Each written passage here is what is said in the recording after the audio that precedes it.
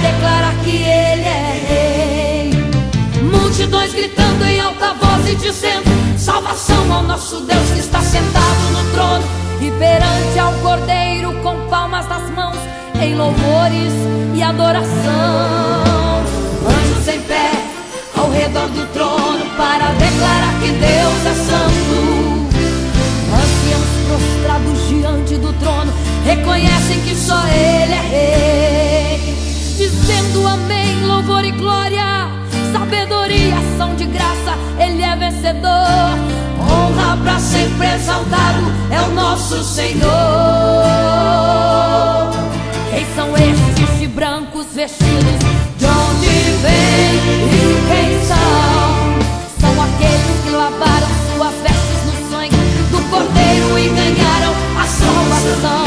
Por isso estão diante do trono, dia e noite, adorando no templo pela salvação.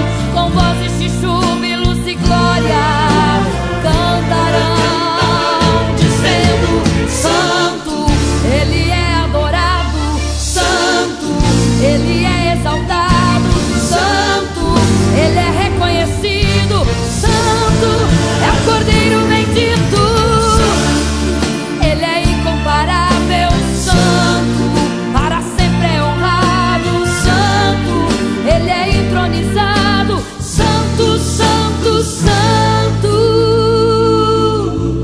Santo adorado é o Cordeiro, o Filho de Deus. Santo adorado é o Cordeiro, o Filho de Deus. Pra sempre santo é o Cordeiro que nos resgatou e estendeu o manto da salvação sobre a multidão que Ele comprou. Pra sempre santo, quem abriu o livro e escreveu o nome daquele que aqui venceu. Adorado é o Cordeiro de Deus.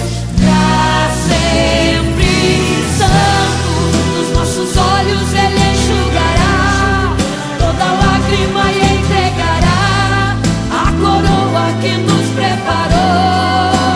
Santo é o Senhor, Santo é o Senhor, Santo é o Senhor, Santo é o Senhor.